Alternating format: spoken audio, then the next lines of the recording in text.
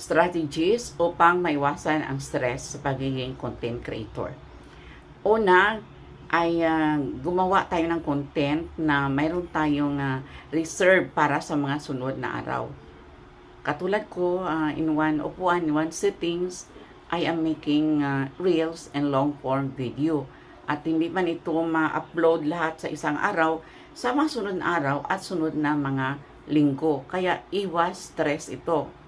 Pangalawa, ang pinili mo na content ay dapat at talagang it is within your interest.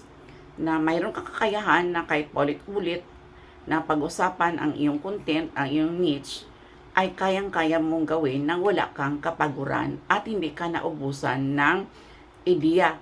O dapat mayroon ka talagang sariling niche o na ikaw ay interesado sa paksa na yan. Dahil kung napilitan ka lang, hindi ka magtagumpay sa mundo ni Mita.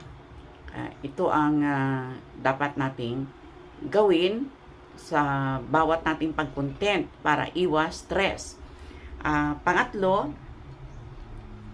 you can use the scheduled post.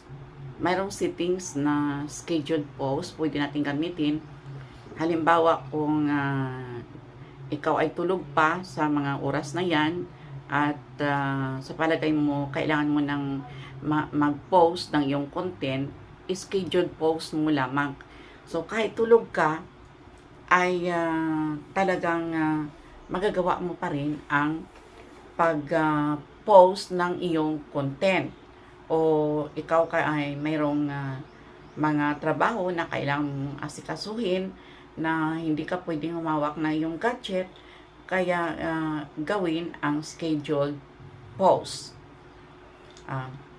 Pang-apat ay dapat mayroon kang talagang yung pariho na oras sa pag-post mo. Pariho na time, halimbawa umaga, that's breakfast, then we have lunch and dinner time.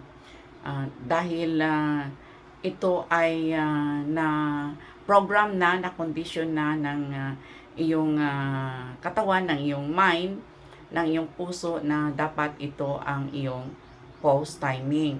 Bagamat kailangan mo rin itong i-disenyo batay sa iba't ibang viewers mo, dahil maaaring may viewers ka sa ibang bansa, hindi lang sa Pilipinas na iba-iba ang ating time zone. So, ito ay mga nagawa ko na rin pero nung una ay talagang marami akong hindi ko ito na isa katuparan. I am just learning every day. O, ito muna ang ibahagi ko ngayon para iwas stress. Kailangan na mayroon tayong sariling niche. Ikalawa, may timing of post. Ikatatlo, pwede mong gamitin ang scheduled post.